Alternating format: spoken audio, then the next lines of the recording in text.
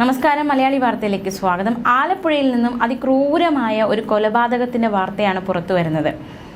കുടുംബ വഴക്ക് കൊലയിലേക്ക് നയിച്ചിരിക്കുകയാണ്. കുടുംബ വഴക്കിനെ തുടർന്ന് ഭാര്യ പിതാവും ഭാര്യ സഹോദരനും ചേർന്ന് യുവാവിനെ വെട്ടിക്കൊലപ്പെടുത്തി. ആലപ്പുഴ അരൂക്കുറ്റി സ്വദേശി റിയാസ് ആണ് ഇത്തരത്തിൽ അതിക്രൂരമായി കൊല്ലപ്പെട്ടിരിക്കുന്നത്. 36 വയസ്സായിരുന്നു. ചൊവ്വാഴ്ച രാത്രിയായിരുന്നു സംഭവം നടന്നത്. എറണാകുളം സ്വദേശിയാണ് റിയാസിന്റെ കൂട്ടുകാരൻ നിബുവിന്റെ വീട്ടിലാണ് ഈ മൃതദേഹം കണ്ടത്. ഇവിടെ വെച്ചുണ്ടായ തർക്കങ്ങളായിരിക്കാം കൊലപാതകത്തിലേക്ക് നയിച്ചത് എന്നതാണ് പ്രാഥമികമായി നമുക്ക് കിട്ടുന്ന വിവരം. മാത്രമല്ല, ഭാര്യ പിതാവ് അരൂക്കുറ്റി പഞ്ചായത്ത് 6-ാം വാർഡ് സ്വദേശി നാസറിന്റെ മകൻ റെനീഷ് എന്നിവരെ പൂച്ചാക്കൽ പോലീസ് കസ്റ്റഡിയിലെടുത്തിരിക്കുകയാണ്. നാസറിന്റെ മകളായ റെനീഷയെ ഭർത്താവ് റിയാസ് മർദ്ദിച്ചു. ഇത് ചോദ്യം ചെയ്തുണ്ടായ തർക്കങ്ങളാണ് ഇത്തരത്തിൽ കൊലപാതകത്തിലേക്ക് നയിച്ചതെന്ന വിവരവും പുറത്തു വരുന്നുണ്ട്. എന്തായാലും അതിക്രൂരമായ ഒരു കൊലപാതകമാണ് ഉണ്ടായിരിക്കുന്നത്. അന്വേഷണം പുരോഗമിക്കുകയാണ്.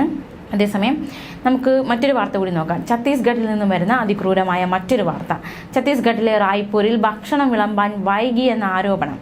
ഈ ആരോപണം ഉന്നയിച്ച് ഭർത്താവ് ഭാര്യയെ വീടിന്റെ 2-ാം നിലയിൽ നിന്ന് തള്ളിയിട്ടു. പരിക്കേറ്റ യുവതിയെ ആശുപത്രിയിൽ പ്രവേശിപ്പിച്ചു. വികാസ് നഗറിൽ നിന്നുള്ള സുനിൽ ജഗ്ബന്ധു എന്നയാളാണ് ഭാര്യ സ്വപ്നയോട് അതിക്രൂരത കാട്ടിയിരിക്കുന്നത്.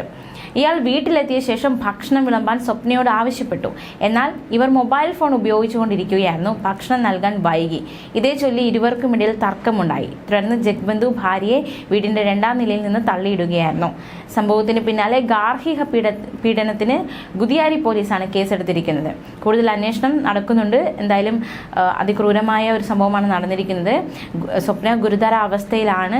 റായ്പൂരിലെ ഒരു സ്വകാര്യ ആശുപത്രിയിലാണ് ഇപ്പോൾ ചികിത്സ നടക്കുന്നത്.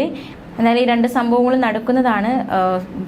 ഭർത്താക്കന്മാർക്കിടയിൽ ഉണ്ടാകുന്ന ചില പ്രശ്നങ്ങൾ അത് കൊലപാതകത്തിലേക്ക് മറ്റു ക്രൂരതകളിലേക്ക് നയിക്കുന്ന 2 സംഭവങ്ങളാണ് നമ്മളിപ്പോൾ കേട്ടിരിക്കുന്നത്.